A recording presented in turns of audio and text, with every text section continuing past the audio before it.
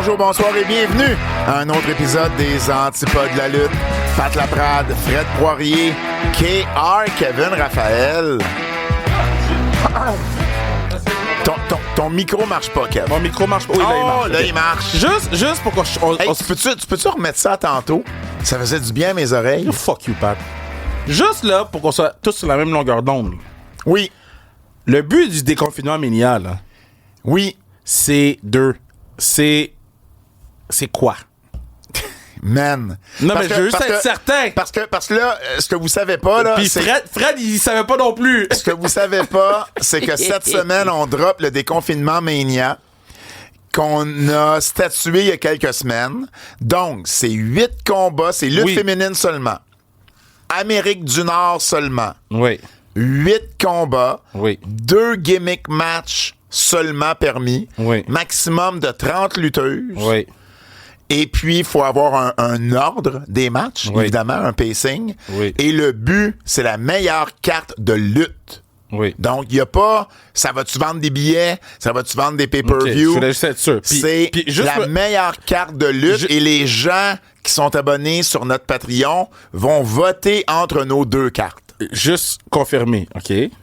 Juste confirmer. C'est un tag, un single, un gimmick. Qu'est-ce que tu veux dire un tag, un single, un gimmick? Non, mais on avait un tag match qu'il fallait absolument avoir. On a dit 30 lutteuses maximum. OK, mais il y avait pas, c'est ça, il y avait pas de un tag, un... This is going to be bad!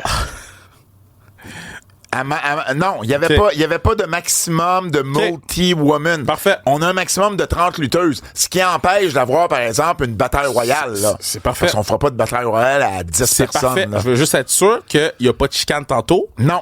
Parce que tout est beau. Là, j'ai ma liste. Moi, j'ai une carte, là. Fire, man. Fire. T'es mieux d'amener tes gros guns. M'a te dire ça, là. J'ai juste un gimmick match tellement je suis arrogant puis confiant avec ma carte. Pourquoi on fait... Non, mais Fred! Pourquoi on va là? Non. Fred! Kev qui dit tantôt, faites-vous-en pas, Fred, on est zen. Et Non, voilà, ça c'est moi qui est zen. La réaction de Fred, c'est... Est-ce que vous êtes sérieux, les gars? Hey, pour vrai, mais où est-ce qu'on est sérieux? C'est sur notre Keybook, sur notre Patreon. Abonnez-vous. Nouvelle en extra à chaque semaine. Entrevue avec Reg Desi. Excellente entrevue pour vrai. Je dis Raj Desi. Il est excellent. Raj Desi. L'ancien Jinder Mahal, qui est excellent, qui m'a reconnu d'ailleurs. Moi, je sais, c'est bon ça. Ben oui, parce qu'on avait fait un événement avec le CF Montréal, où c'était peut-être l'Impact à ce moment-là, bref. Puis on avait, dans le temps, Heather était avec la WWE, puis on avait passé, on avait regardé le match ensemble par la suite. Ça avait été bien plaisant. C'est ça, c'est en mars du Sans restriction chrono. Exact. Qui va avoir lieu le Sans restriction chrono 3, faut bien le préciser, parce qu'il y a des nouvelles qui s'en viennent, guys. Il y a des nouvelles qui s'en viennent. Okay. Mais le 3 va avoir lieu le 24 janvier prochain à Coensville, à Espace Diffusion. Achetez vos billets. 83% des billets sont vendus. C'est bon, ça. Ça veut dire, attendez pas à la dernière minute. C'est un excellent cadeau de Noël. Raj Desi va être là, va défendre son titre héritage. Ben attends, je t'arrête tout de suite. Fred, on a un extrait. Announced yet for when I come there? No, it's not, but I can do it now. I would love to put on a match and give someone the opportunity to challenge for the Stu Hart Heritage Heavyweight Championship. Oh. Yes, they told me, Brett told me, defend it whenever you want, wherever you want. So, here we go. If it's possible, I am willing to defend the championship. It's happening. I'm the booker. I do what I want. Okay. It's happening. It's happening. Let's go. Yeah. I'll be happy to defend the championship. Thank you so much. I appreciate that. Alors, sur le podcast, parce que moi, j'ai amené le fait qu'il avait gagné le titre, le titre héritage Stu Hart à Dungeon Wrestling, qui est la promotion de Bret Hart avec ses garçons, à Calgary. Et à la fin de tout ça, lui, il dit, écoute, tu veux-tu que je défende mon titre sur ton show? Bret, quand il dit Bret, c'est Bret Hart, m'a donné la permission de le défendre où je voulais. C'est fou, là. Ça s'est booké sur le podcast, sur le Patreon, sur le Keybook. Fait que ça, c'est quand même très, très nice. Fait comme je vous dis, comme j'ai vous dit, assurez-vous d'acheter vos billets d'avance Et surprise majeure. Qu'est-ce que tu veux dire? Il va y avoir une surprise majeure. Je suis pas au courant, hein? Non. Scoop! Parce que ça s'est réglé rapidement. Puis cette surprise-là c'est quoi? va mener à sa restriction 4. OK. C'est intéressant, ça. Mais c'est quoi la surprise? Ben, vous verrez, achetez vos billets. Ah, mais c'est une surprise. Ouais, OK. Fait que... Pat! Mais non, je viens de comprendre. Tu l'annonceras pas plus avant le show. Non. Ah, ouais. À un moment donné, il y a quelque chose qui va arriver. Tu sais ce qui va arriver? Vas-y. Après le show, il va arriver des burgers. Oui, je vais te compter ça. Puis tu me compteras ça au burger. Mais Fred, il fait signe oui de la tête. Mais Il dit, mes hosties, vous faites un déconfinement mania, vous êtes venus de m'arriver avec des scoops. Mais non, ça va être le fun. Puis Des burgers. on l'annonce pas, puis on est très content que ça fonctionne. Donc, Excellent. 24 janvier, l'espace diffusion. puis là, à quand on va annoncer le Cowansville. 4, achète tes billets pour le 4 tout de suite. Ben parce oui. que tu vas être dans les mêmes problèmes que pour le 3. Sans restriction, podcast. T'avais-tu un invité cette semaine? Ben oui, Brian Breeze. Brian. Gagné Coupe Grey. Ton Brian. là. Brian qui est sur le podcast à chaque semaine. Qu'il faut que je leur dise qu'on fait pas de podcast aujourd'hui. Oups, j'ai oublié. Ah. Mais les boys, Brian a gagné la Coupe Grey. Oui. Il a été un élément important du match. C'est sur lui que la grosse pénalité a été prise. Il explique en détail pourquoi la pénalité a été prise puis pourquoi c'est un esti de gros jeu qu'il a fait. Il vit sa plus belle vie, on reçoit toutes les vidéos là. Donc c'est comme ça, un collaborateur gagnait le plus gros prix dans son sport. Ben Brian a réussi ce fait-là, puis il était encore sur le party. Ben, j'en doute pas. Hey, moi, je t'ai pas compté ça. Oui. Puis je fais un lien avec la Coupe Grise. Parce que lorsque j'ai été voir les Alouettes en demi-finale et qui ont perdu contre les Argonauts, j'étais sur le terrain après le match. Bien perdu. Et il y a un monsieur qui vient me voir. Puis qui dit, hey, excuse-moi, Pat, juste te dire, j'adore ce que vous faites. J'écoute la lutte, j'écoutais ça dans le temps. Puis j'écoute, c'était le père d'Anthony Vandal qui joue avec les Argonauts. Un Québécois de Sorel qui a gagné la Coupe Grise. Son père allait le voir justement. Il s'en allait à Vancouver pour le voir. Alors, ben écoute, on salue son père. Yes. Et on salue Anthony également. Un ancien de Sherbrooke. Un ancien de l'Université de Sherbrooke. Bon, du Vert et Art, c'est ça. Et parlant de foot, il y a des gens, Kev, qui sont des mauvaises personnes. Yo, pour vrai, si on parle des Bears, là... Et il y a quelqu'un qui m'a envoyé une clip audio d'une fin de match du week-end dernier dans la NFL. Hein? Et en fait, il y a une des deux équipes, il manquait un placement pour gagner. On écoute la clip. 46-yard attempt. Snap. Kick is up. And... It's no good! It's no good! He missed it! He missed it! Yes! Yes! Yes! Yes! Yes! Oh my God! OK, on peut l'arrêter. Oh my God! Le gars, c'est un gars qui fait sur YouTube un genre de watch-along, un fan des Packers, il est tapissé de trucs des Packers. Et ton batteur, Kev, qui a manqué un placement Non, de quoi... Il s'est fait bloquer le placement. Il a touché au ballon avec la pointe d'un doigt. Est-ce que vous voulez que je vous dise exactement ce qui s'est passé? God damn que ce coach-là est gars les poches, OK? Le Hail Mary que les Washington Commanders ils ont fait, là, le lancer de loin en fin de match, ça aurait jamais dû être fait. OK, là, tout le monde parle du gars qui parlait à la foule. Non, mais il jouait pas dans les Commanders, non, attends, les Bears. la semaine avant. Oui. Il y a eu le Hail Mary, ou 2 semaines avant, il y a eu le Hail Mary. Mais le vrai problème du Hail Mary, c'est que le jeu d'avant, quand là, tu sais qu'il reste plus de temps au tableau, tu veux pas que le joueur sorte à l'extérieur du terrain. Tu veux le plaquer à l'intérieur du terrain. On appelle ça boundaries. Fait que tu veux bloquer, tu fais tout pour bloquer à l'extérieur, puis au pire, il se fait plaquer en dedans, il y a plus de temps. C'est fini! Lui, eux, ils ont joué comme si, man, c'était un jeu normal. Les Commanders prennent le ballon, sortent à l'extérieur, Hail Mary. La semaine dernière, on prend le ballon, puis même moi, j'étais comme, c'est impossible qu'on traverse le terrain. Par un miracle de bon Dieu, man, on traverse le terrain. Il reste 30 secondes, il reste un time-out. Il a éculé tout le temps. Au lieu de faire des jeux, au lieu d'aller en avant, au lieu d'être proactif, c'est une goddamn bitch. Il a écoulé tout le temps. Après ça, yo, le kick, c'est sûr que c'est difficile. What are you doing? T'es poche! Ils ont fire aussi parce qu'il sait pas comment caller une fucking game. Puis là, après ça, ils ont mis un autre qui est bon. Mais renvoyez lui aussi. J'suis tanné d'écouter des games des Bears. Ça fait 11 fois de suite qu'on perd contre les Pats. 11 fois de suite. 11. Imagine 11 fois de suite contre la même équipe. Ça, c'est quand même 22 fois de moins que moi avec toi au Scrabble. Yo, mais 11 fois de suite. Non, mais Fred, pensez 2 minutes, Fred. Tu joues contre une équipe, tu perds 11 fois de suite. 11 fois de suite. Matin, midi, soir, tu perds. Je suis tellement content d'avoir fait jouer cette équipe-là. Rien, man. Cette équipe-là est poche. Quarterback est poche. Receveurs sont lâches. La défensive est sentie. Juste. What you want me to do? Moi, je suis là, man. Je dépense l'argent pour aller voir des games. J'achète les jerseys. Moi, je suis là, je suis supporter. Mais tu veux, je supporte quoi, man? Cette équipe-là est fucking poche, man. C'est quoi t'as crié en arrivant au Soldier Field? No, I'm not happy. I'm happy. J'ai crié I'm happy. Là, c'est fini, man. Hey, juste avant d'aller aux nouvelles, moi, je vais être content. Le 27 novembre prochain, donc jeudi de la semaine prochaine. C'est-tu jeudi, le 27 novembre? Le 28 novembre, excuse-moi, jeudi le 28 novembre à 11h, je vais être au Salon du Livre avec Raconte-moi Kevin Owens. Nice. Donc, je vais être là le 28 de jour de 11h à midi. Ah, fait qu'on se voit le 28. Ah, tu vas être là toi aussi? Je pense que c'est la journée où les écoles vont au Salon du Livre. Ouais.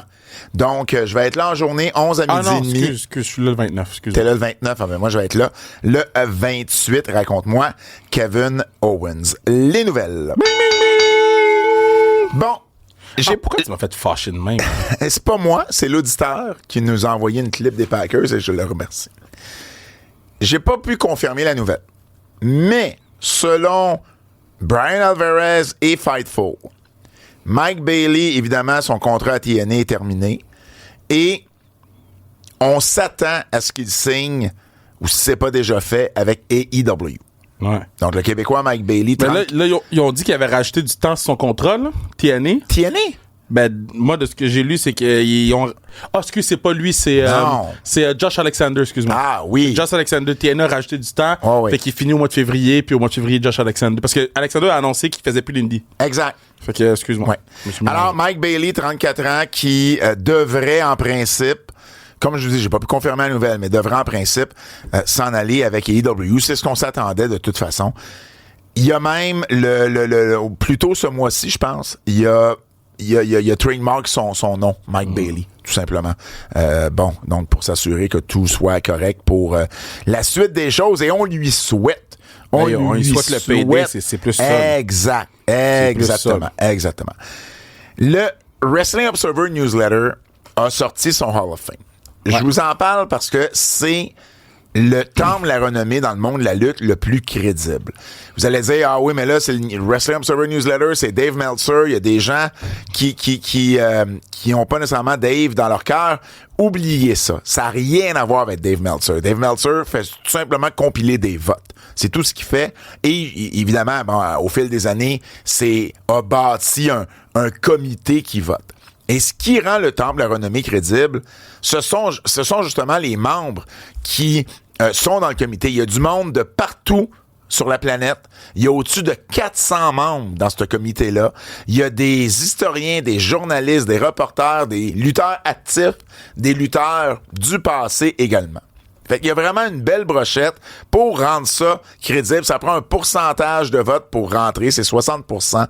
C'est pas... Oui, la WWE, c'est peut-être celui le plus mainstream, mais on sait que c'est quelqu'un qui choisit. Avant, c'était Vince, maintenant c'est Hunter, qui choisissent quelqu'un, souvent basé sur où va se dérouler WrestleMania.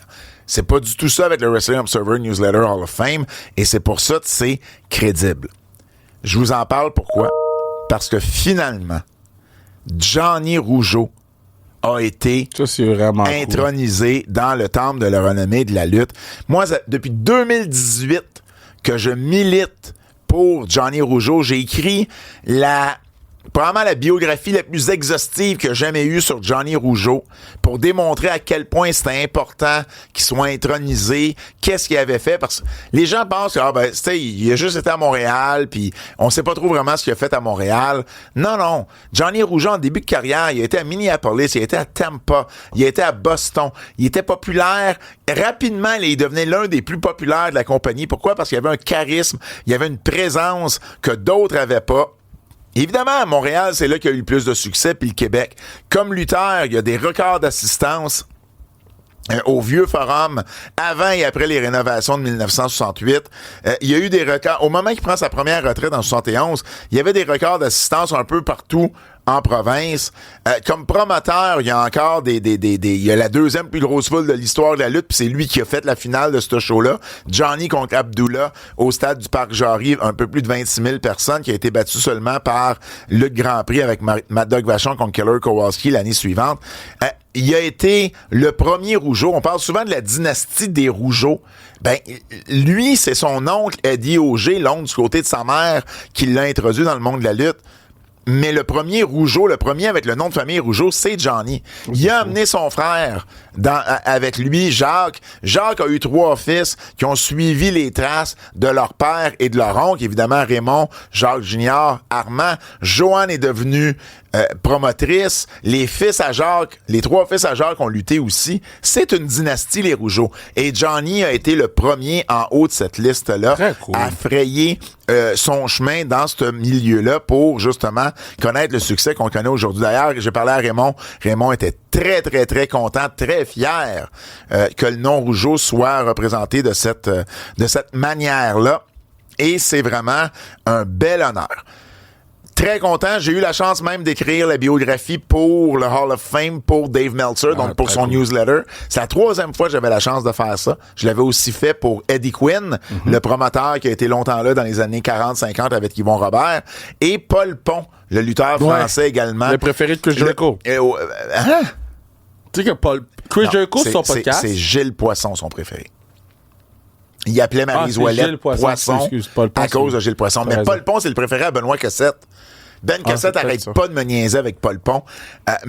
Donc, j'ai la chance des fois d'écrire des bios historiques comme ça pour le Hall of Fame. Puis je suis bien content. J'ai même fait le Wrestling Observer Radio avec Dave et Garrett Gonzalez samedi soir après le UFC. Man, j'ai dormi de minuit à 2.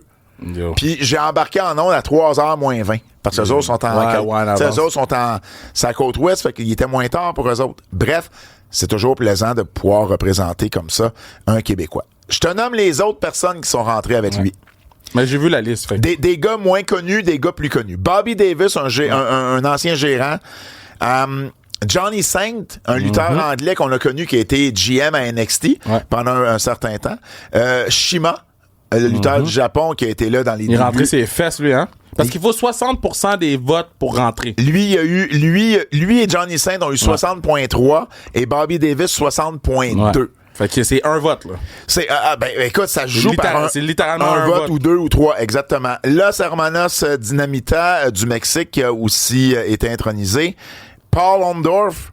Donc, Paul Orndorff qui a eu une grosse run, qui est sous-estimé, puis je suis content qu'il fasse finalement son entrée au Temple de la Renommée, parce que sa run avec Hulk Hogan est l'une des meilleures runs des années 80, et ils ont attiré partout où ils sont passés, puis c'était pas juste Hogan le draw. Orndorff en faisait également partie. Et puis, Shingo Takagi, qui est rentré. Donc, lui, il est passé 42% à 65,6%. Ça, c'est fou, mais même Shima est passé de 23% l'an passé à 60,3%. Mais il y a comme eu un genre de push pour que si Shima rentre, là. Mais ça te prend toujours quelqu'un qui va. Mais tu sais, moi je l'ai fait pour Johnny Rougeau. Ouais. Si je ne fais pas ça pour Johnny, on ne sait pas si Johnny avait fini par rentrer. Ça te prend toujours ce genre de champion-là qui va pousser pour la nomination de quelqu'un. C'est normal. Et les 2 derniers, plus modernes, les Young Bucks. Ouais. Les Young Bucks, d'ailleurs, évidemment, il y a des gens qui vont hate parce que c'est les Young Bucks pis c'est EW, mais ces gars-là, je veux dire, ils ont dominé la scène par équipe depuis 12 ans, facile. Puis autant au Canada, autant en Amérique qu'au Japon. Exact. Puis ils ont quand même été les fondateurs d'une compagnie qui vient de signer un contrat de télé de 555 millions pour 3 ans, puis qui est la plus belle compétition de la WWE depuis la WCW. Ouais. C'est pas rien, là.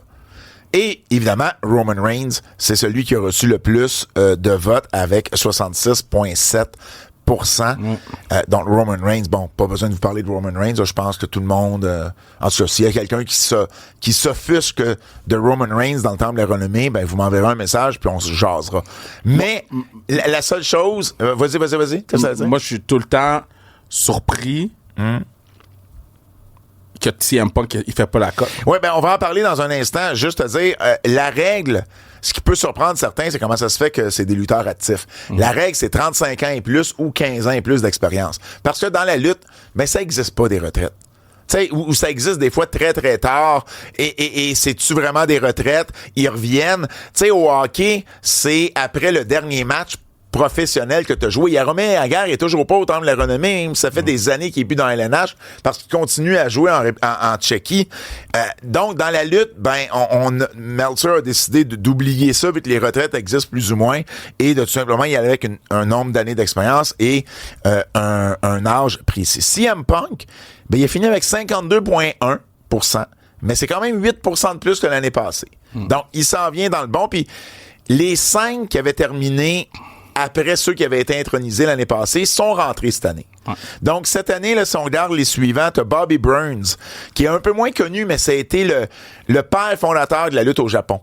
Si lui s'en va pas au Japon avec ses gars des États-Unis, avec je pense que c'est les frères Sharp qui ont été avec lui, pour aller justement lutter contre Ricky Dozan et compagnie, la lutte au Japon aurait pas eu l'essor qu'elle a eu à ce moment-là. Il était très important à ce niveau-là. Junkyard Dog, qui a évidemment connu une carrière en Nouvelle-Orléans exceptionnelle avant d'arriver à la WWF. Hayabusa. Ouais. Hayabusa qui pourrait être... Moi, je suis surpris qu'il est toujours pas là. Ben, tu vois, il a fait un jump de 30%. Il est passé de 23 à 53. L'année prochaine, dans la catégorie du Japon, il va être un des meneurs. Ben, il risque de rentrer, puis c'est sûr que le documentaire aide, là. Ben, exactement. Exactement. Il y a ensuite Darrell Dixon, un gars du Texas. Ted Turner est à 52,5%. Avec le documentaire sur Ted Turner qui sort. Mais quoi qu'il parle pas beaucoup de lutte, mais quand même, il y a des documentaires ça pourrait aider. Ça aide toujours des documentaires, des trucs comme ça. Et CM Punk est là à ce moment-là. Donc, moi, je pense que Punk a des bonnes chances l'année prochaine. Il a peut-être pas connu une première année WWE. Tu sais, il a été décimé par les blessures. Il a pas été là tout le temps. S'il y avait eu une grosse run, un match à WrestleMania, peut-être que ça aurait aidé sa candidature.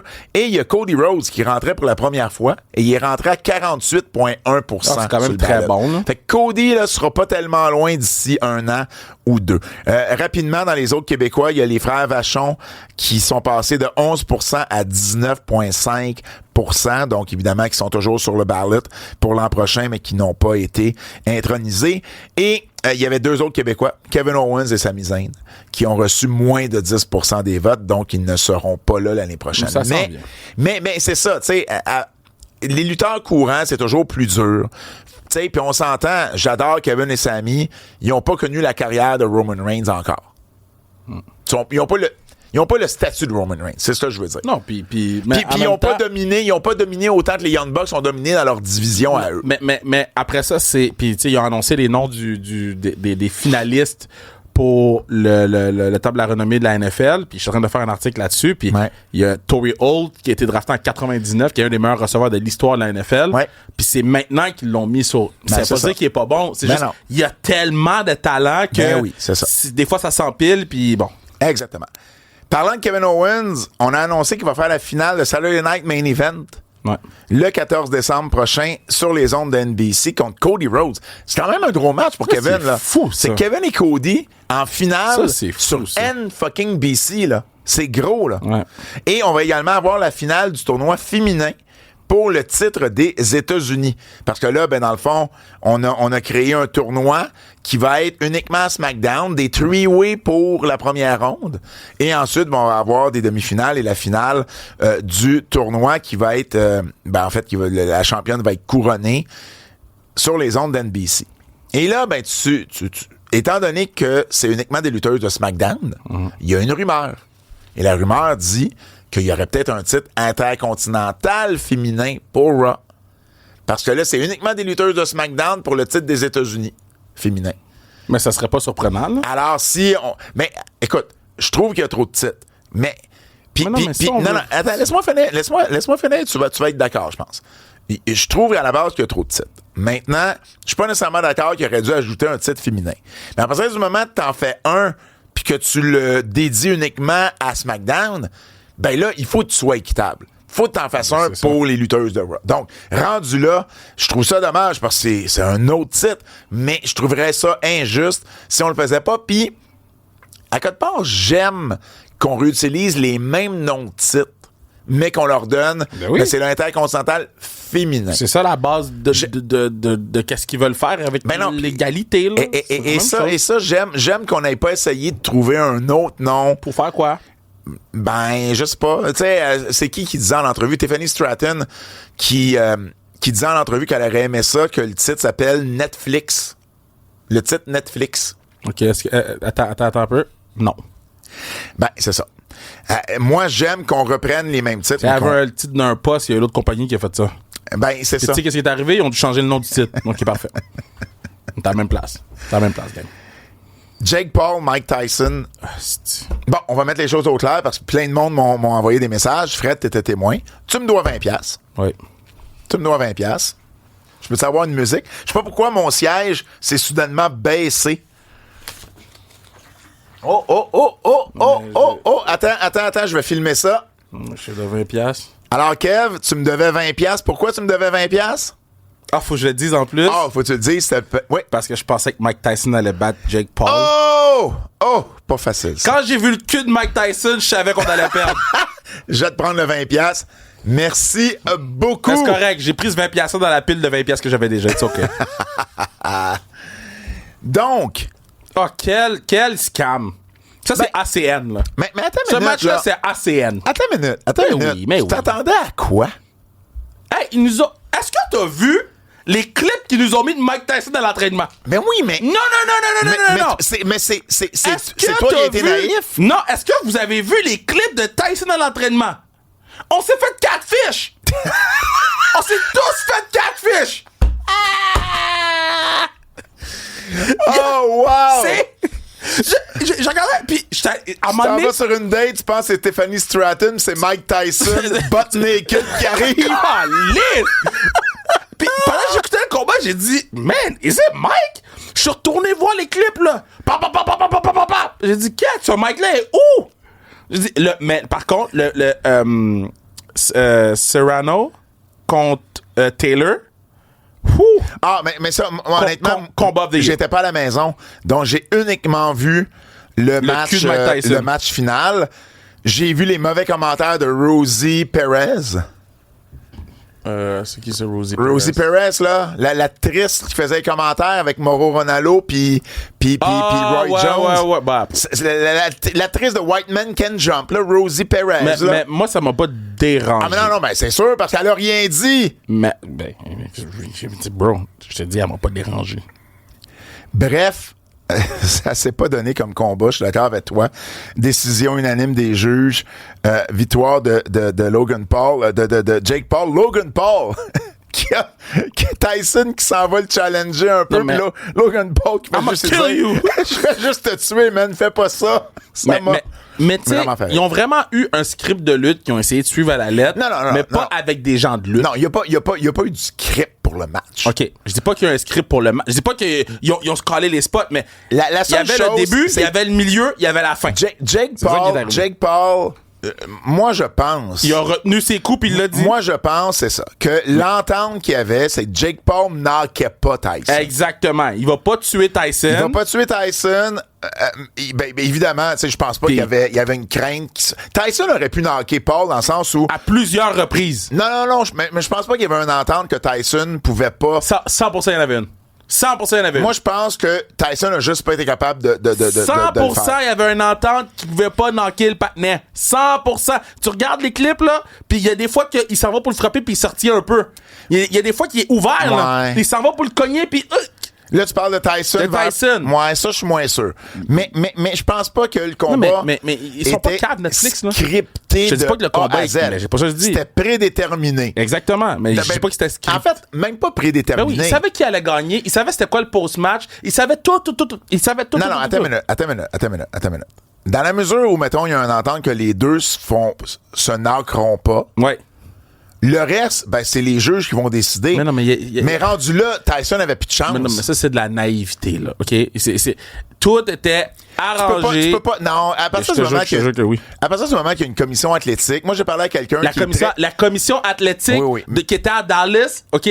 Ça fait aucun sens qu'ils ont laissé Mike Tyson rentrer. Je suis d'accord avec toi. Il y a une couple de mois, le gars, il dit, j'ai perdu 50 livres, j'ai failli mourir. Je le sais. Ils l'ont laissé rentrer. Parlons pas de commission athlétique aujourd'hui, là. Hey. Je le sais. Hey. Mais. On parle de commission athlétique, man. Mais j'ai vraiment l'impression que ça n'a pas été scripté de A à Z. C'est juste qu'à partir du moment que le match se finissait pas par KO, c'est sûr que Jake Paul allait gagner. Tyson n'avait pas de chance, là. Mais c'est même pas une question qu'il avait pas de chance. C'était juste... pour la business, c'était pas ça qui allait arriver. C'est pas comme, mettons, dans la vraie vie où, dans la UFC, tu t'envoies les gars se battre, puis s'il knock l'autre, ben, je vais mettre mon cheval sur lui, puis on va vendre lui. Si Mike Tyson knock Jake Paul, qu'est-ce qu'il a gagné pour la business? Absolument rien. Ben, écoute. Absolument rien. Ben, écoute, toi, t'as été naïf de croire que Tyson allait gagner. Moi, laisse-moi être naïf. Non, mais je vais te dire, c'est quand... Le gagnant était pas connu. Non, mais je vais te dire, c'est quand que moi, j'ai compris que Mike Tyson allait perdre. Parce que moi, j'avais déjà fait mon bet avant. Moi, je vais te dire exactement quand. Il y a une entrevue que Mike Tyson fait avec une petite fille. Ouais. Puis la petite fille, il dit, c'est quoi ton legacy, whatever. Puis Mike Tyson, go in, là. Legacy, c'est pas important, patati, patata. Mais moi, j'avais entendu une entrevue de Mike Tyson où il braillait, là. Puis il parlait de son legacy, puis il parlait à quel point c'était important, puis il parlait... Puis quand j'ai vu l'entrevue avec la petite fille, j'ai dit, tough. C'est terminé. Tu peux pas faire un 180 de même sur quelque chose qui était aussi important au point que tu pleures, ouais. Là. Il parlait de son legacy, puis par rapport à qu'est-ce qu'il avait dit à Muhammad Ali, là. Mais non, guys. En tout cas, tout ça pour dire que Jake Paul a quand même gagné 40 millions et Mike Tyson 20 millions. Ouais. C'est quand même pas pire, hein, comme PD. Jake Paul, d'ailleurs, qui a mentionné dans une entrevue sur le podcast de son frère Logan, qui était ouvert à venir à la WWE, mais voulait être le Paul Heyman de Logan. Ouais, mais il voulait pas lutter. Il est pas capable de coter une promo pour sauver sa vie. Il voulait vie. être le mouthpiece. Et Logan lui a mentionné que leur but, c'est d'avoir des championnats mondiaux dans leurs domaines respectifs. C'est-à-dire Jake à la boxe, lui à la lutte, et la blonde ou la conjointe de Jake, Jutta Leerdam, qui est une patineuse de vitesse sur courte piste. Oui. Oui, c'est ça. Donc, qu'elle gagne l'or olympique en 2026. J'ai des petites nouvelles. Tu sais, on a parlé la semaine passée de les paris de lutte. Mm-hmm. Tu me disais DraftKings, tu peux faire des paris de lutte. Mm-hmm. C'est pas vrai. J'ai fait des... c'est pas vrai où ça a changé. Là. Peut-être qu'à un moment donné, ça a été vrai. Ouais, c'est ça. Mais j'ai été chercher de l'information et DraftKings ne permet pas les paris aux États-Unis. Là, je te parle des États-Unis seulement. Ne permet pas de paris pour la WWE ou AEW. En ce moment, ils permettent pas ça. Ils permettent des fantasy pools sur la lutte. C'est ça. Mais ça, c'est gratuit, des fantasy. Oui, mais tu peux... OK. Là, moi, ça, je te parle, c'est vraiment parier, okay. Là. Premièrement, puis je peux l'appeler là, le gars de Bet99, là, parce qu'on en a parlé cette semaine. Ça va être mon commanditaire, fait qu'on en a parlé cette semaine. Il y avait des paris sur la lutte avant Bet99. C'était à WrestleMania Pandémie. OK. Il y avait des paris. Ouais, c'est ça fait déjà une couple d'années. Il y avait des paris sur la lutte. Ouais. Puis, il m'a dit que... Je vais pas le mettre dans l'eau chaude, là, mais il m'a dit que c'était tellement... Premièrement, les gens ont parié en monstre là-dessus. Mm-hmm. Puis, c'était trop prévisible. Fait, il y a trop de monde qui ont fait de l'argent. Eux, qu'est-ce qu'ils veulent, c'est dire... Puis comme j'ai dit, je fais attention à ce que je dis parce que je vais pas le mettre dans la merde, mais tu sais, comment ça fonctionne, les paris, là, c'est de dire « Hey, venez-vous-en, on a un produit pour vous, inscrivez-vous. Mm-hmm. » Ils veulent pas que tu mettes de l'argent tout de suite, ils veulent juste que tu t'inscrives. Puis là, à un moment donné, il y a un événement qui va t'intéresser, puis là, tu vas mettre 20$. Puis là, oh shit, ça aura fait 30$. Puis là, après ça va devenir une routine de vie de faire des paris. C'est ça, les paris sportifs. Fait que ça, c'est WrestleMania, Tampa Bay, Charlotte Flair contre Rhea Ripley. Je comprends. Maintenant, ce que je te dis, c'est aux États-Unis, en ce moment, DraftKings le permet pas. Et c'est pour ça que la WWE a essayé de le faire régulariser, de le faire légaliser dans des États comme le Colorado, l'Indiana et le Michigan. Mm-hmm. Et ça n'a pas fonctionné. C'est suite à ça que je te parlais la semaine dernière que Mark Shapiro il a dit on n'ira pas là. On veut pas pousser pour ça du tout. Ce qui est permis, en fait, ce qui est pas permis, tu peux, tu sais, c'est comme, mettons, un VPN quand tu veux écouter une émission puis t'es pas dans le bon pays. Tu peux essayer de contourner avec des sites de paris offshore qui sont pas situés aux États-Unis, qui sont offshore. Et là, à un moment, là, tu pourrais faire, mais c'est pas licencié aux États-Unis puis techniquement, c'est pas légal. Mais, tu sais, c'est comme n'importe quoi d'autre, là. Tu te fais pas pogner, tu te fais pas pogner, tu sais. Mais comme tel, les sites de paris aux États-Unis n'ont pas le droit d'offrir de paris pour la WWE et EW mais ou d'autres. Comme j'ai dit la semaine dernière, qu'est-ce qu'ils m'ont offert, c'est combien de coups de chaise? Est-ce qu'il va y avoir un coup de chaise? Est-ce qu'il va y avoir aussi? Non, pas DraftKings. Ça l'était avant. Ben oui, mais ça se peut, mais je te le dis, là, c'est pas parce du que tout les le pubs cas. de DraftKings étaient dans le show de la AEW. Je te dis pas le contraire, je te dis juste présentement, mais ce qui est permis de faire, c'est ce qu'ils appellent des Fantasy Sports Pool. Ça, il y a ça, DraftKings. Mais ça, c'est gratuit. Ça. Mais tu peux gagner de l'argent. Ben, je te dis juste que c'est gratuit. C'est un pool. Oui, mais tu peux quand même gagner de l'argent. Mais oui. Mais c'est la même chose. Ben non, c'est pas la même chose. C'est pas la même chose que parier carrément pour un match, Kev. Okay, faire un pool de hockey puis parier à savoir si les Blues vont battre les Hawks en fin de semaine, c'est pas la même chose. Je remets, OK? Fait que, mettons là, comment ça fonctionne, c'est qu'ils vont dire, je mets 5$. Il y a 10 fantasy, whatever. C'est gratuit. Je peux participer gratuitement puis avoir des bonus bets. Exact. Que c'est pas de la vraie argent. Exact. Je peux participer puis mettre de l'argent puis faire de l'argent selon si mettons j'ai un parlay de 6 fantasy ou whatever, 6 prédictions, parce que c'est ça qu'ils essayent de faire maintenant au Québec, c'est de faire des prédictions. Fait qu'on pourrait faire des prédictions sur la lutte. Mais cet argent-là peut être ça reste que c'est de l'argent pareil. En fait, j'ai pas vérifié à ce point-là, mais moi, ma compréhension, c'est que tu peux pas gagner de l'argent sur des paris, peu importe lesquels. Puis ça, c'est aux États-Unis. Au Canada, c'est peut-être différent, Kev. Mais moi, je t'explique, parce que ce que moi, je te dis là, c'est ce que je fais depuis un mois. Je suis pas en train de dire que c'est pas vrai qu'est-ce que tu dis, puis ça se peut que c'est aux États-Unis. Exact. Mais exact. Reste moi, que, ce que je te dis, c'est aux États-Unis. Reste que au Québec, on va pouvoir, puis mais pas des paris straight non plus. Non, mais j'ai pas dit les straight. Non, je vais juste te dire, on s'entend. Mais la semaine dernière, je disais pas que c'était les paris straight. Non. La semaine dernière, je disais, tu peux parier sur le nombre de coups de chaise, tu peux parier sur est-ce qu'il va y avoir une intervention durant le match, est-ce qu'il va y avoir ci, il va y avoir ça. Tu peux pas parier sur un match straight, c'est impossible. Non, c'est ça. Mais reste que heureusement ou malheureusement ou whatever, il y a une façon de faire de l'argent sur de la lutte, puis les gens, les différents paris sportifs font de l'argent sur le dos des gens de lutte aussi.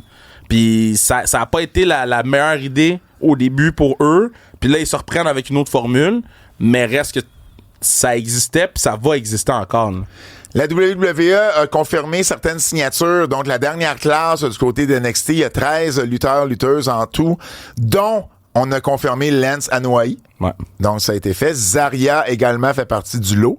Et 2 autres anciens joueurs de football. Elijah Holyfield, qui est le fils d'Evander Holyfield. Mm-hmm. J'ai dit Elijah, c'est probablement Elijah Holyfield, qui a, lui, joué running back avec l'Université de la Georgie. Mm-hmm. Et il y a Trill Williams, qui lui était un defensive back avec l'Université du Syracuse. Tu vois, c'est et ça. les deux ont eu... de Paris, là. Laisse-moi juste finir ma phrase, puis je te reviens. Les deux ont eu une brève carrière dans la NFL, et là, ben, ils s'en viennent avec la NXT. En tout, il y a des joueurs de foot, de basket, de volleyball, de gymnaste, de track and field, et il y a même une acrobate. Fait que c'est ça, tu sais, mettons, juste pour l'affaire de Paris, là. Fait que tu peux choisir des trucs, puis après ça, tu peux gagner up to 10 000 $. Fait que c'est comme ça qu'ils font leur argent. Je comprends. Fait que c'est pas, mettons, qui va gagner entre Bryan Danielson puis MJF, mais c'est, tu choisis, puis tu peux gagner up to 25 000. Mais tu sais, AEW, si tu fais juste taper DraftKings, AEW, toutes les bets que tu pouvais faire sont là. La page est discontinue parce que la page, tu peux plus better là-dessus parce que l'événement est passé. Ouais. Mais le lien est encore là. Tu peux voir 25K, MJF versus Bryan Danielson, AEW, Revolution Pool. Tu peux toutes les voir, là. Je comprends. Le premier... WWID, il y a... c'est ça. Premier Raw, j'en ai parlé de ça la semaine passée. Premier Raw sur Netflix. Ça va être évidemment le 6 janvier. On a confirmé que c'était au Intuit Dome à Inglewood, donc le nouvel aréna à LA où les Clippers de la NBA jouent leur match. Et Triple H, Ça, Paul c'est Levesque. Ça, c'est gros, là. C'est gros, là. C'est énorme qu'il y ait dans cette aréna-là. State of the art. Tout le monde qui va là est sous le choc de l'aréna de Steve Ballmer. Ouais. Et puis, Triple H, il a été au show de Travis Scott. Lui a remis une ceinture hardcore. Ça a pas très bien été. Non, mais... Somme toute, l'annonce derrière ça, c'est que Travis Scott sera de la partie le 6 janvier et c'est lui qui va faire le nouveau thème musical de Raw pour Netflix. Yo, imaginez. Ça, c'est quand même gros, là. Non, mais attends. Je dis quand même, il n'y a pas de quand même. Là. Non, c'est énorme. Beyoncé va faire la mi-temps du show de Noël, du match de Noël. Sur Netflix. De la NFL. La NFL. Travis Scott va faire le thème de Raw, je pense, de Raw, ouais. De Raw. Ça, je viens de dire. Là. Non, mais parce que je me mélange avec les droits de locaux, que c'est juste Raw, puis internationaux, c'est tout. Netflix met la machine en arrière de cette affaire-là. Là. Ah, ben oui. 100%. Je sais pas qu'est-ce que je paye. Je paye sur la pédale, je pense. Ben yo, change de fucking chaise. J'arrête pas de tomber. Linda McMahon va être nommée ministre de l'Éducation par Donald Trump. Ministre de l'Éducation. Tu veux que je te dise? Et là, le pire là-dedans, là, c'est que le département... Dans le fond, là, le terme en anglais, c'est Secretary of Department of Education, OK? Le département de l'Éducation, là, le ministère de l'Éducation, si on veut le franciser, Donald Trump, il veut l'éliminer au niveau fédéral. Fait que là, il nomme Linda McMahon là, mais son but, c'est de l'éliminer. Tu sais, on s'entend, là, chaque État a son département d'éducation aussi. Puis ça veut pas dire qu'il n'arrêtera plus de donner de l'argent, mais c'est juste qu'il veut réduire l'argent qui va venir du fédéral pour l'éducation. Parce que il donne là, pour les programmes là, de maternelle à 12e année, là, ça fonctionne par année aux États-Unis, il n'y a pas de secondaire. Bien sûr, ça marche pas de la même façon. Ils donnent à peu près 28 milliards par année. Et ils donnent à peu près aussi 30 milliards par année à des étudiants universitaires qui n'ont pas beaucoup de revenus.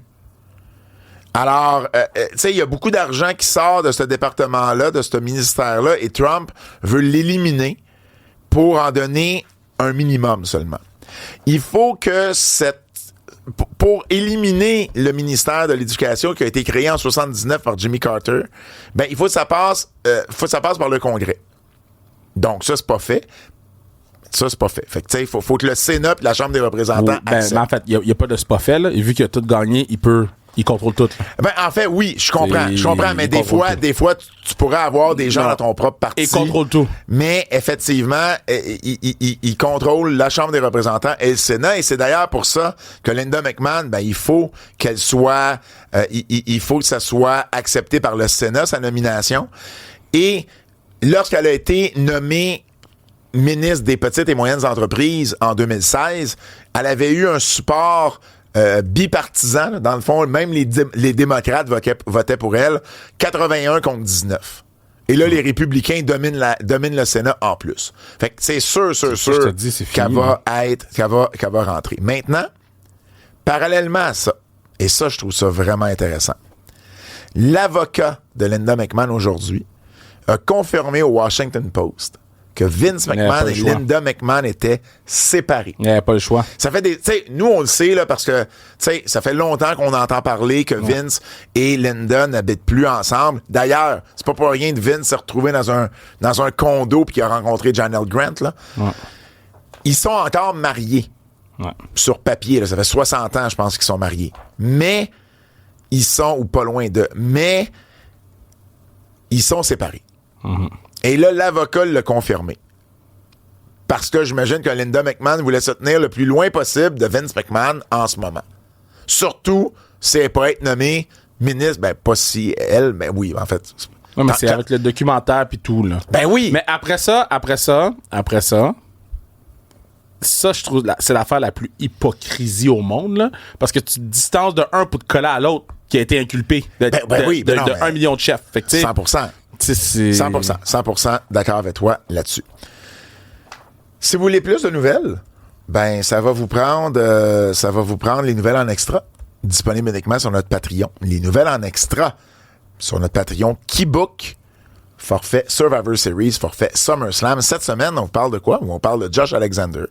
On vous parle de Becky Lynch. On vous parle de Shinsuke Nakamura. La Nation of Domination et bien plus. Les nouvelles en extra exclusivement sur notre Patreon Keybook, forfait Survivor Series, forfait SummerSlam.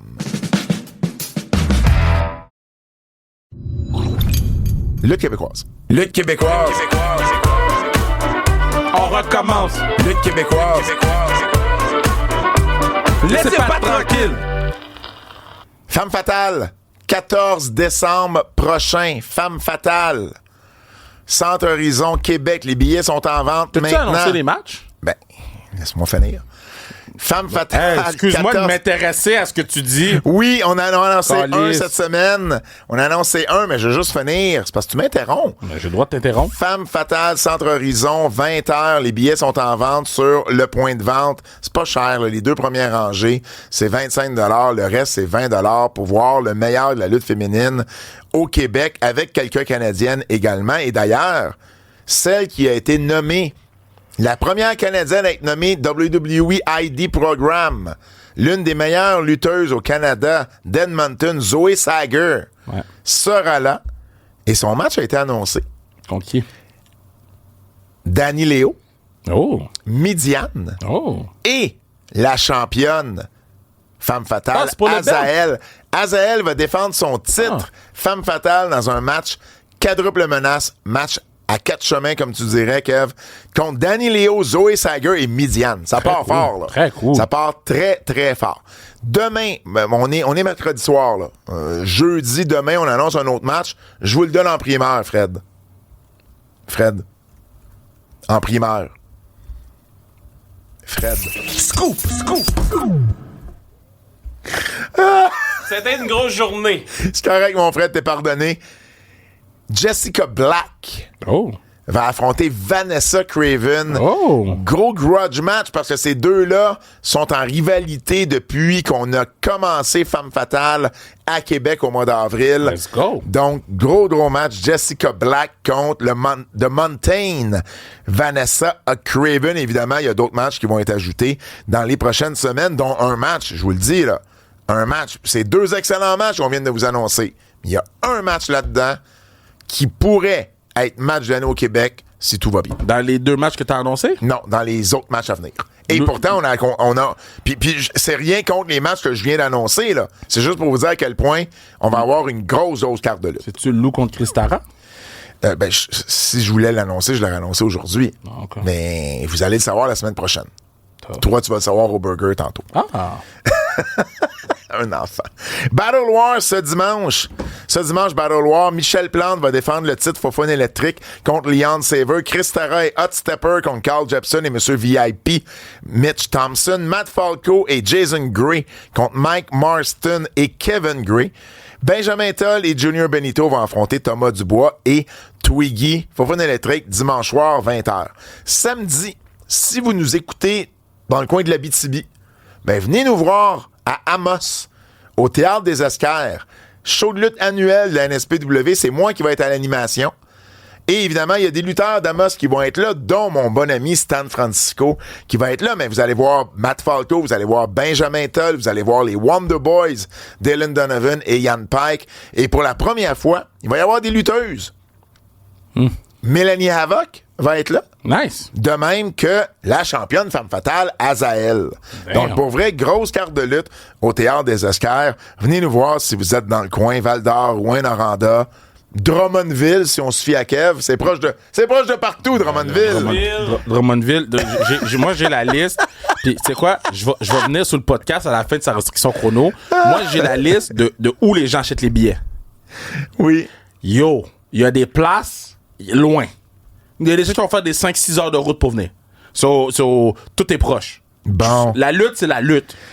Alors voilà, Amos, samedi. Vendredi le 22 novembre, épreuve fatale au centre communautaire de Grenville, au sommet de la lutte qui présente son show. Une partie des... en fait, il amasse des fonds également pour une collecte de jouets pour les enfants défavorisés là, de la région en vue de Noël, donc une belle cause. Frankie the Mobster va défendre son titre contre Picton, Frank Milano et Matty Smear dans un match quadruple menace. London Lightning et Ian Harrison, les champions par équipe, vont affronter TDT. Michel Plante contre Fred Lamerveille, puis il va également avoir Carl Jepson, Bugs Belmar, Johnny Taco, Jeremy Prophet et plusieurs autres. T'écoutes Indéfendable? Non. Kev? Non. Tu m'as déjà dit t'écoutais Indéfendable? Non, j'écoute Stat. Ah, c'est Stat. Dans Indéfendable, Marc-André Boulanger a eu un rôle cette semaine. Marc-André Boulanger, évidemment qu'on connaît sous le nom de lutteur Frankie the Mobster. Et il portait un T-shirt de Frankie the Mobster dans l'émission. Yo, ce gars-là, man! Ça, c'est assez cool. Ça m'a bien fait rire. Je vais vous parler également d'un projet de Carl Leduc. Puis ça, c'est fou parce qu'il a dû faire approuver son chandail avant de faire la télévision. J'imagine. Parce que, mettons... Les marques de commerce. Pour vous donner un background, là, toutes les casquettes que je porte dans tous les autres shows que TVA Sport, là, faut que je les fasse approuver. Là. Fait que, imaginez un chandail de Frankie the Mobster. Donc, good job, Frankie. Absolument. Carl Leduc, de son côté, a un nouveau projet très, très cool. Donc, à compter du 21 novembre, il y a un partenariat avec les créations Gueule de Bois. C'est une entreprise québécoise qui se spécialise dans les produits de soins de la peau et plus précisément les soins de la barbe. Et évidemment, Carl Leduc a maintenant une bonne barbe et il y a un partenariat pour créer une nouvelle gamme de produits, la gamme Leduc. C'est le fondateur de l'entreprise Les Créations Gueule de Bois, Steve Ouellette, qui voulait rendre hommage à la célèbre famille depuis 2000. Ça fait 20 ans là, qu'il y a cette idée-là. Et il était là à Slammiversary. Et il a vu tout l'engagement de Carl. Puis on en a parlé ici sur le podcast, à le point Carl a fait une job super pour PCO, puis pour la vente de billets, puis la promotion du gala Slammiversary de TNA à l'Auditorium de Verdun. Et c'est là que Steve a dit, OK, là, c'est le temps. Et ils ont commencé à reparler de ça. Et le partenariat est lié. Les ventes vont se faire à partir du 1er décembre. Si vous allez sur le site web, création au pluriel, gueuledebois.ca. Création au pluriel, gueule au singulier. Donc, création gueuledebois.ca. /CXL pour que vous sachiez que vous ayez eu ça de la part de Carl Leduc. Donc, si vous voulez des soins pour la barbe, précisément, allez là, Fred. T'as une bonne barbe, toi. Toi, tu pourrais peut-être en avoir besoin là, de soins pour la barbe. Moi, c'est pas mon cas. Je me rase. Je suis un petit gars propre. Puis je veux terminer Lutte québécoise, Kev, avec Lutte Académie. Tu sais quoi, Lutte Académie? Lutte Académie. Mm-hmm. J'en parle parce que c'était les finales. Et pour la deuxième fois en 3 ans, Jeremy Prophet a gagné. Et mon problème là-dedans... Non, je me chicane pas. Mon problème là-dedans, je me chicanerai pas moi non plus. Mon problème là-dedans, c'est pas avec Jérémy. C'est comment tu peux avoir un Lutte Academy et avoir 2 fois le même gagnant. Star Academy a pas 2 fois le même gagnant. C'est pas une saison All-Star. J'ai déjà posé la question à Jérémy. Jérémy m'a dit, faut voir ça comme un Monsieur Univers. Donc, tu peux gagner plusieurs fois Monsieur Univers. Mais le problème, c'est que c'est pas Monsieur Lutte. C'est Lutte Academy. Puis c'est pas de même que Jacques Rougeau vend son produit non plus. Alors, j'ai de la misère un peu avec ça. Évidemment, encore là, je répète, c'est rien contre Jérémy. Jérémy, lui, on lui dit tu gagnes, il gagne. Tu comprends? D'ailleurs, c'était zéro subtil parce que genre, juste avant la finale, Jacques Rougeau sur sa page Facebook qui dit « Bonne chance aux 9 finalistes, mais surtout bonne chance à Jérémy Prophète de Montréal. » C'est comme... non. Je te jure qu'il a écrit ça. Parce qu'il y avait très peu de Québécois cette année. Il y en avait 3. Mathis Mir, Jessica Black et Jeremy Prophet. That's crazy. Tout le reste, c'est des lutteurs ou lutteuses d'Edmonton, beaucoup de lutteuses de l'Alberta, de l'Ouest canadien, quelques-uns des Maritimes et seulement 3 du Québec. Mais c'est sûr, je suis zéro surpris de ça. Jeremy Prophet, comme les 3 autres gagnants, se sont mérités 10 000 chacun. Et une semaine d'entraînement au Bandidos Gym au Mexique. OK, je veux pas me chicaner. Et une semaine d'entraînement au Japon. J'ai le nom de l'école de lutte pendant que tu m'expliques pourquoi tu veux pas te chicaner. OK, moi, je veux pas me chicaner dans la vie. Là, okay? Ouais. Je suis pas en mode chicane. Mais c'est un peu weird de faire gagner un concours prédéterminé à quelqu'un puis d'y donner un fuckload de money quand il est sur une carte avec d'autres gens qui fait peut-être un petit peu moins d'argent. C'est sûr qu'il y a un certain ressentiment quelque part, là. Parce que c'est prédéterminé. Fait que c'est pas comme si il y avait surpassé.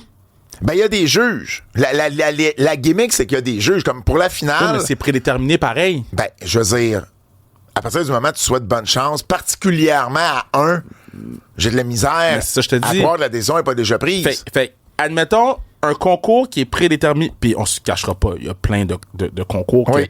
on va vouloir amener l'opinion publique pour aller vers telle personne, selon leur histoire, whatever. Mais reste que tout le monde a quand même une chance. Quand c'est prédéterminé, puis qu'il y a un montant aussi gros qui est alloué au gagnant, je trouve ça quand même particulier. Puis encore une fois, je sais que les gens écoutent quand je parle, je veux pas me chicaner. Je suis pas là pour me chicaner. Non. Je trouve juste ça particulier parce que moi, avec mon le fait que maintenant je book des shows de lutte, je sais qu'il y a une pas trop grosse disparité dans les salaires. Ouais. Il y a des gens qui me demandent vraiment pas beaucoup d'argent, puis je suis comme non, je vais te donner tant. Ouais. Fait que, Mais tu sais, c'est parce que pour moi, Lutte Academy, là, c'est. OK. Si tu compares aux autres académies, la Star Academy, là, c'est ta chance de te faire endisquer, c'est ta chance de te faire connaître. Tu sais, Marie-Mé est sortie Star Academy, puis on voit ce que c'est devenu, puis bon, il y en a d'autres. Lutte Academy te donne pas ça. Tu sais, ça te donne de l'argent. Fait que ce qui fait... mais c'est prédéterminé. Mais ce qui fait, c'est que, mettons, il y a un Vince Nevada, là. Vince Nevada, c'est un historien lutteur qui lutte depuis 31 ans qui s'est inscrit. Okay. Mais Vince, il lutte presque plus, puis il est en fin de carrière, là. Danny Duggan, qui a sa propre promotion, CWE. Ouais. Il fait des shows partout, là, en Ontario, Manitoba, un petit peu en Alberta. Ben, lui, il s'est inscrit aussi. Mais pourquoi? Pour gagner de l'argent? Lui, en plus, c'est le chum de Marie-Amé. Oui, mais si c'est déterminé. Mais en fait, écoute. Moi, c'est ça mon point. Je sais pas. C'est ce que j'ai de la misère à comprendre. Écoute, je sais pas tout ce qui est déterminé et qu'est-ce qui l'est pas. Mais mettons, les matchs sont déterminés. Oui, mais c'est pas basé sur les victoires-défaites. Fait qu'après chaque match, il y a un jeu, il y a le panel de juges qui décide lequel des deux passe à l'autre ronde. Des fois, c'était le perdant qui passait. OK. Des fois, c'était le perdant. Sauf que j'ai quand même de la misère avec le fait que Prophet gagne 2 fois en 3 ans. Parce que pourquoi tu veux pas donner la chance à quelqu'un d'autre? Tu sais, une semaine d'entraînement, puis c'est quand même gros là, cette année. Là. Tu sais, rappelle-toi quand il allait au Nightmare Factory, c'était l'hôtel, l'avion, voyons, l'autre, ben c'est ça, l'hôtel puis l'avion, puis les repas étaient pas fournis. Là, cette année, ça l'est. Donc, ils payent l'avion pour le Mexique, ils payent l'avion pour le Japon, ils payent l'hôtel. Ouais. D'ailleurs, sur sa publication Facebook, Jacques dit 30 000 $ en billets d'avion. J'ai de la misère avec son calcul. Il y a 4 gagnants. Ça coûte à peu près, là, mettons, il est pas chanceux, 2000 pièces aller au Japon. Dans le pire des cas. C'est 8000 aller-retour.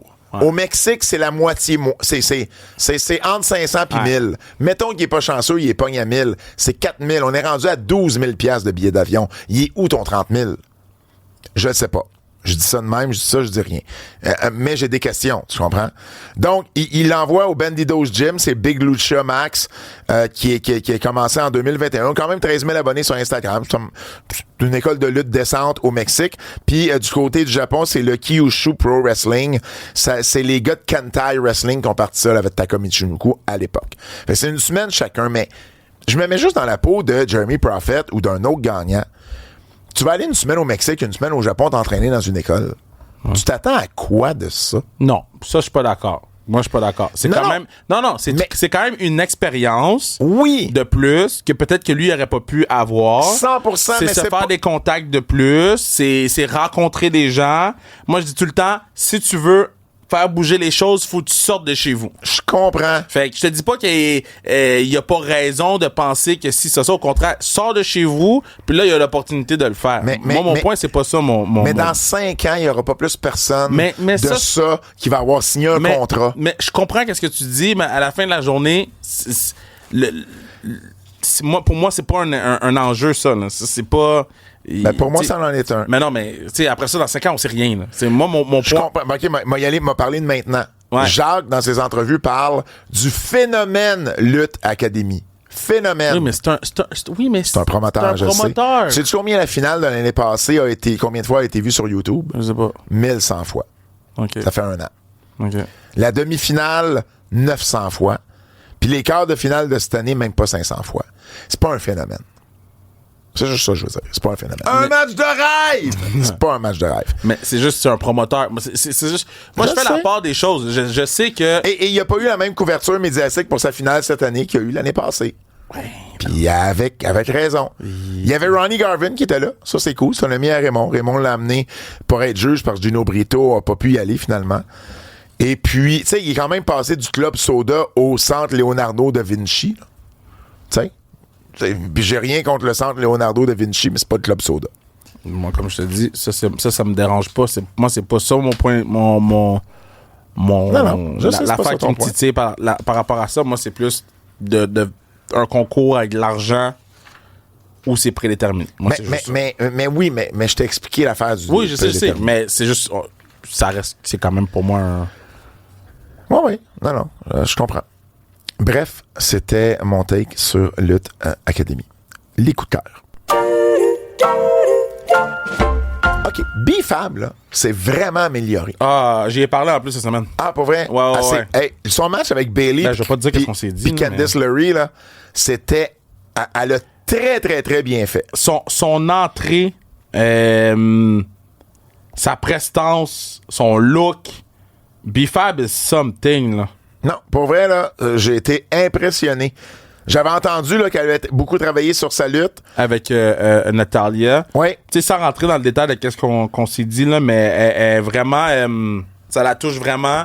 Puis elle voit comme le travail commence à payer en ce moment. Puis elle a travaillé très, très fort pour se rendre là. Ouais. Fait que très content pour B-Fab. Pour vrai, j'ai hâte de voir très content la pour suite. B-Fab. Bonne personne. Comme elle, là, c'est vraiment une personne très, très, très gentille. Bon. À la Samantha Irvin, genre. Genre. Non, mais on l'aime. Pourquoi t'as une hésitation?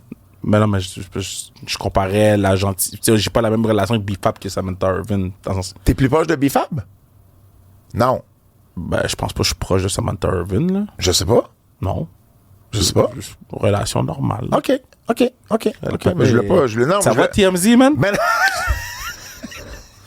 Mais non, mais je vais juste te faire une comparaison, c'est tout. Man. Je pensais pas te mettre dans l'embarras, là. Je suis pas dans l'embarras. Colin, tu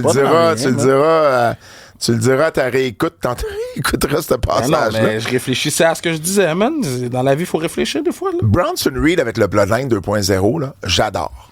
C'est pas un Samoan. Non, c'est un moitié Samoan. Mais ses parents sont australiens de descendance Samoan. C'est un moitié Samoan. Il fit! Comme Sammy, c'est une moitié tout ça. Je le sais! Non, Sammy fait un moitié Ils ont trouvé quelqu'un qui fait pas partie de la famille, mais qui fit. Hey man, j'étais tellement content quand j'ai vu qu'il était moitié Samoan, là. Ouais. J'ai fait yes! Yes! Puis tu sais quoi? Je veux qu'il reste dans le Bloodline pour toujours. Il est Samoan. Pour toujours. Il est Samoan. Là, Seth Rollins n'a pas d'affaire là. Ça, c'est l'autre affaire. Là. Non, mais attends. À partir du moment où Reed est d'un bord... Non, mais il n'y a pas d'affaire. La semaine passée, t'as dit si Reed était d'un bord, t'étais plus à l'aise. Je suis plus à l'aise, mais il n'y a quand même pas d'affaire oui, là. Oui, c'est Roman. Il y a le lien avec Roman, lui. Il n'y a pas d'affaire. Puis il y a le lien avec Sami. Il n'y a pas d'affaire. Ben oui. Moi, là, je serais bien plus excité qu'il amène Zilla Fatou que lui. Ben oui. Ben OK. Ben oui. OK. Ben t'as le droit. Jey Uso qui dit à Roman you gotta make the call. Faut que tu fasses l'appel. Je sais pas, il y a une façon qu'il a livré ce message-là. Ça m'a vraiment fait rire. Et là, il appelle Paul Heyman. Ouais. Et quand il appelle, ça dit le numéro que vous tentez d'appeler n'est plus en service. Tough! Ça finit de même! J'ai adoré. Mais j'aime le fait qu'ils ont utilisé, tu sais, la vieille façon, là, tu sais, que ça continue à sonner comme si le téléphone était décroché. Bro, c'est un iPhone, là. J'étais comme, c'est un iPhone, man. Pourquoi tu me parles? Puis, tu sais, à un moment donné, on avait parlé que Jimmy, là, il parlait pas pour vrai au téléphone. Ouais, mais ça t'avais expliqué l'affaire de l'écran. Ouais. Bon. Là, cette semaine, Jimmy parlait au téléphone. Oui. L'écran était noir, là, j'ai dit, c'est pas grave. Il a pris le téléphone, il l'a mis dans sa poche. OK.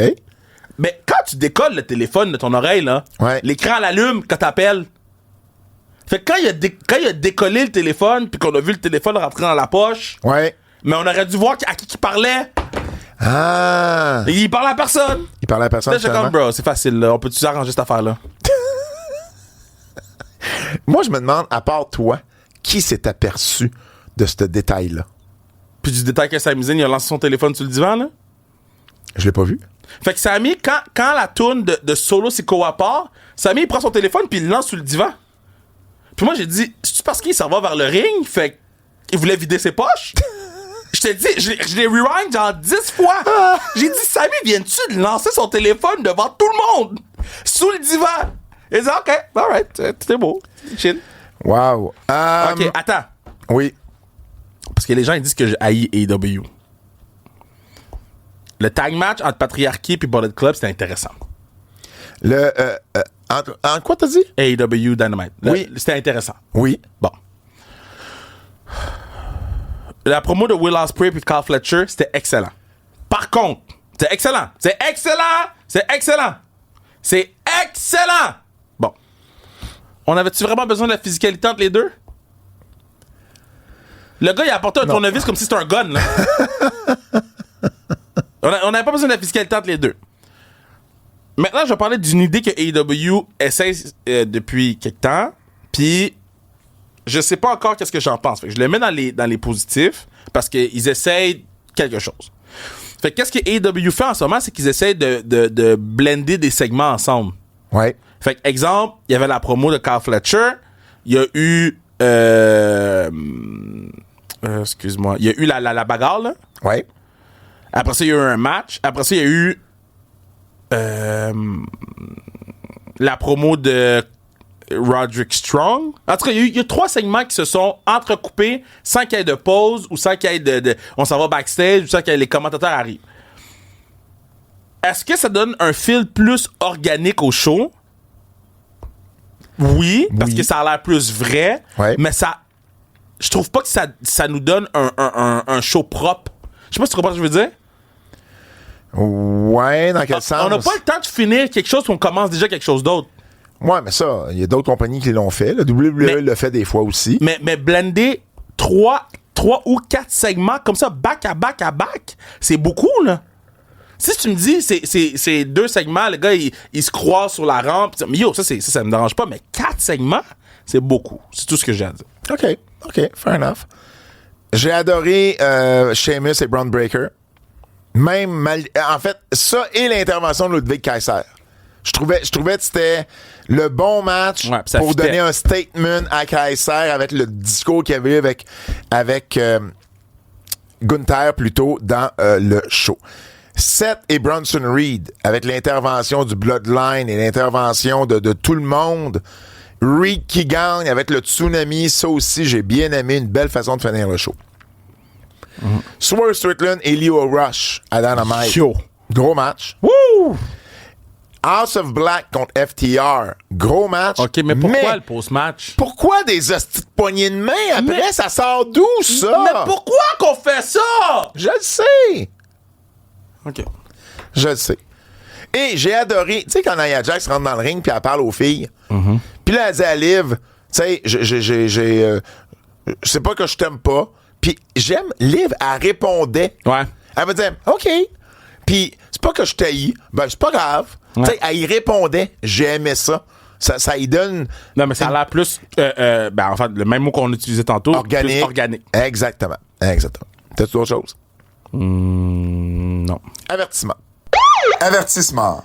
Ce segment pourrait contenir des critiques négatives. OK. OK. Non, moi. Admettons, là, Adam Cole, c'est New Jack. Dans quel sens? Mais pourquoi ils ont continué la chanson? Ah, oui. Je comprenais pas pourquoi ils avaient C'est continué vrai. la chanson. Moi non plus. OK. Après ça, mettons, là, Vince McMahon, il s'est trouvé une job à AEW. Parce que c'est lui qui a booké Mina Chirakawa puis Cameron, leur segment de boobs, là. Hey, on va bouger nos boobs à la télévision. Hey, that's great! Fait on va bouger nos boobs à la télévision. Mais sais-tu, c'est quand que le premier match de lutte féminine, à quelle heure c'est arrivé? Probablement 9h30. Ben, à 1h10 dans le show. Ah, OK, donc 9h10. Mais, c'est quoi qu'ils font avant? Pourquoi ils sont pas capables? Mais c'est toujours ça, là. Mais c'est pas bon! Je vais le coller à chaque fois. Parce qu'à chaque fois qu'on a parlé qu'il y avait juste un match à Dynamite, il y en avait juste un encore. c'était souvent dans la deuxième heure seulement. Après ça. Mettons, là, Serena Deebs qui sort pas de pop, Ouais. puis que Britt Baker a dit Nobody cares. Ouais. OK, ben why should I fucking care? Bon point. OK. Bon point. Orange Cassidy, là, Ouais. admettons si sa vie est sur la ligne, il peut pas sauver sa vie avec le micro. Pourquoi qu'on lui donne des longues promos? Je sais pas. Pour nous expliquer quoi? Le gars parle pas, le gars il est sourd et muet, man, pis il devient plus sourd et muet du jour au lendemain, pis on lui demande de faire un speech présidentiel. Tommaso Ciampa, Ouais. qui pousse Gargano, je trouve ça un peu tôt pour commencer déjà à les séparer ou la dissension de les séparer. Tu sais, il a attaqué les Street careless. Profits. Puis tu sais, Motor City Machine Guns qui s'excuse en disant qu'ils ont rien à voir avec ça. Puis là, Dawkins slap un des deux. Je suis comme, OK, mais qui est heel? Qui est babyface dans tout ça, là? J'ai juste la misère avec ça en ce moment. Je trouve que c'est trop tôt. On shotgun les angles. Moi, là, la carte de déconfinement Mania, là, Hey!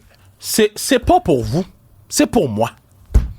Hey, mais... C'est mon plaisir à moi. Mais regarde, tu connais la règle. La règle, c'est les gens vont voter, savoir qui Mais- a la meilleure carte. Mais je veux juste dire. Mais là, si tu dis je m'en fous, ben là, tu fais exactement ce que AEW fait. Si tu me dis je Ben m'en non, fous, ben non. ben je voterai pas d'abord parce que tu t'en fous. Non. Qu'est-ce que je dis? Je dis pas que je m'en fous que les gens OK. votent. Je dis que j'ai. Parce que là, j'ai finalisé tout. Et j'aimerais vraiment ça avoir cette carte-là. Ben, Ça serait vraiment nice. Je suis content de ma carte. Ben, si t'aimes ça, ça se peut que les gens aiment ça aussi.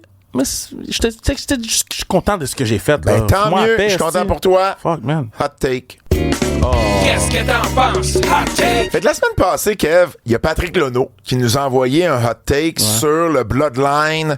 Est-ce que l'angle du Bloodline était plus gros que l'angle de Stone Cold avec Vince McMahon? Ouais. Et toi, dans ta tête, c'est oui, By far. by far. By far. Suite à ça, Bertrand Hébert m'a écrit. Et il m'a écrit la chose suivante. Et voici le hot take. Stone Cold tout seul est plus gros que la Bloodline combinée, Roman Reigns inclus.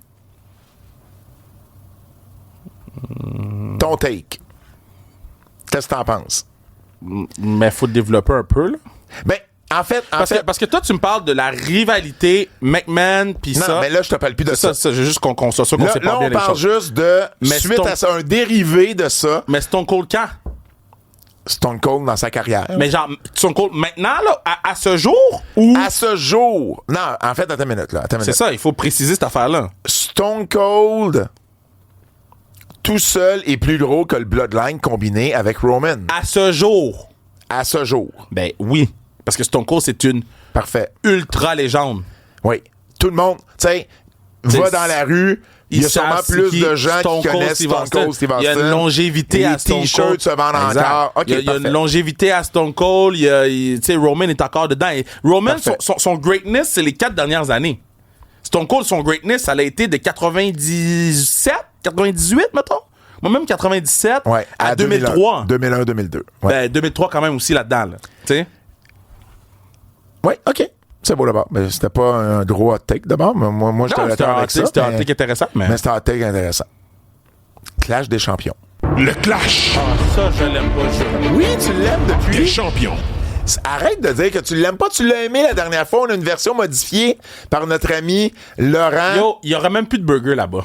Oui, il va y avoir des burgers. Calme-toi. OK, on se dépêche. Laurent Bourgault. OK. Clash des champions. Tu l'as aimé la dernière fois. Okay. Colin, t'es une mauvaise foi. Entre 1989 et 2004. OK. Ce premier champion. OK, donc ce premier des trois. 1989 et 2004. Voici les titres qu'il a remportés. AAA World Tag Team avec Love Machine. ECW World Television. WCW United States. WCW World Cruiserweight. WWE European. WWE Intercontinental. IWA Mid-South Heavyweight Champion. Champion par équipe avec Chavo, avec Tajiri et avec Rey Mysterio. Ah, Eddie Guerrero. Bon. OK.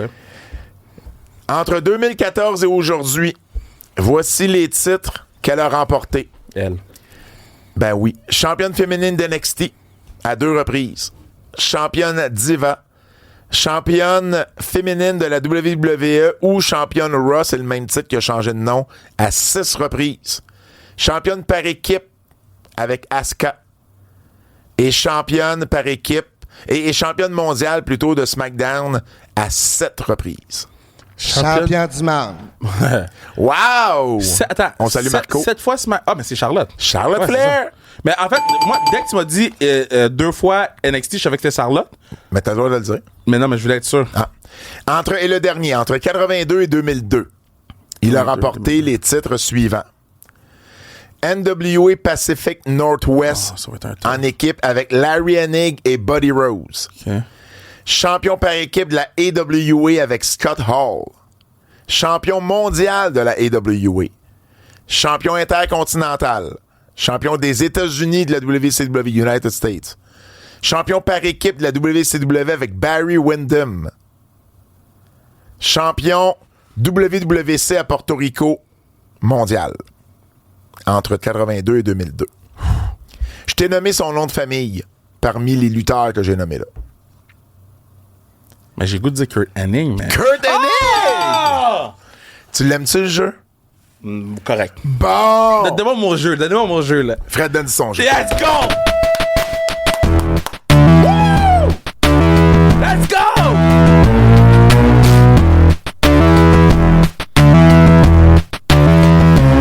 OK, 8 bits, Kev. Premier thème.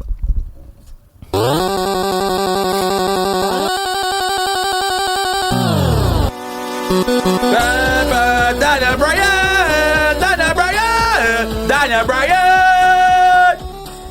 Daniel Bryan? Easy. Et non pas Bryan Danielson. Non, j'ai dit Daniel Bryan. Deuxième thème.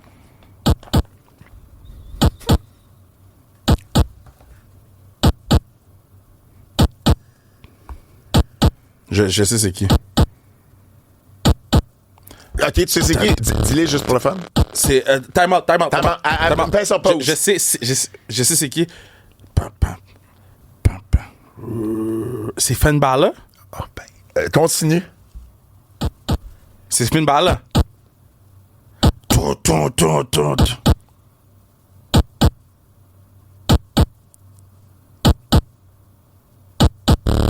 Hey, go easy. Attends. Oh! C'est le démon Finn Balor. Mais pour tout le monde, laisse-les jouer, Fred.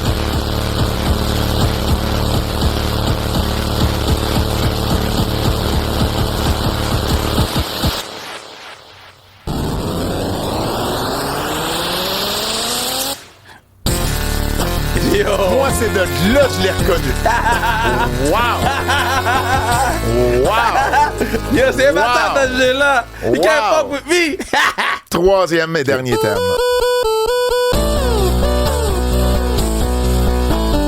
Adam Cole. Fuck! Boom, boom. Wow!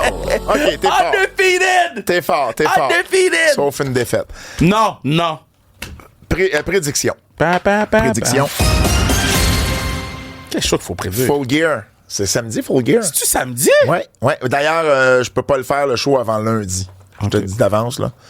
Et je le dis aux auditeurs aussi, mais lundi, on va pouvoir le faire. Ça, samedi, Newark au New Jersey, 23 novembre, Full Gear.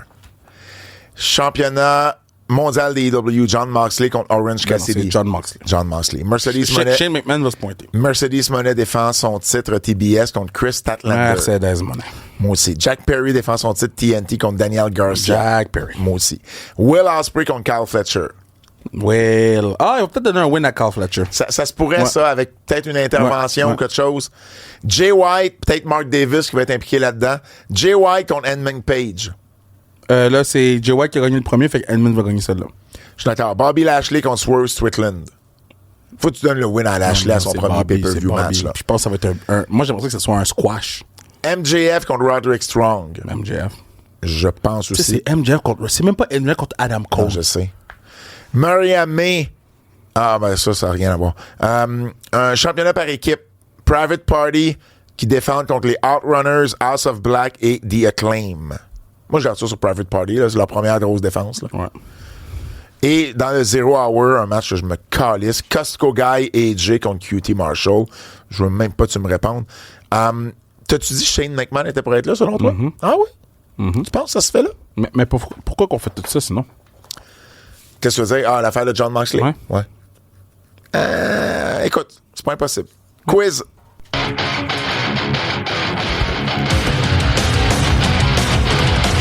Le quiz de notre ami Jérôme Jacques de Bold J. Lequel de ces lutteurs ne tournera pas heel d'ici la fin de sa carrière entre Kofi Kingston ou Rey Mysterio? Rey Mysterio. Je suis d'accord. Qui a le potentiel en solo, en étant bien booké, de devenir la plus grosse superstar entre Grayson Waller ou Austin Theory? Grayson Waller. By far. Meilleur micro, meilleur dans le ring, meilleur aura. Ouais, entre les deux, là. Ouais, je suis d'accord. Qu'est-ce qui vous irrite lorsque vous rencontrez des non-fans de lutte? Entre ceux qui disent que les lutteurs ne sont pas de vrais athlètes ou ceux qui demandent si la lutte est arrangée? Ceux qui disent que c'est pas des vrais athlètes. 100%. Ceux qui disent que la lutte, tu sais, demandent si la lutte est arrangée, je suis capable de vivre avec ça, mais dis-moi pas que c'est pas des vrais athlètes, de toute façon. Hey, c'est déjà tout pour notre podcast. Merci d'avoir été là. Au nom de Fred Poirier, Kevin Raphaël, mon nom est Pat Laprade et je vous dis à la semaine prochaine. C'est un rendez-vous. Allez acheter des billets pour Femme Fatale. Sans restriction chrono. Dépêche-toi, sans restriction chrono. Allez-y. Vous êtes déçus?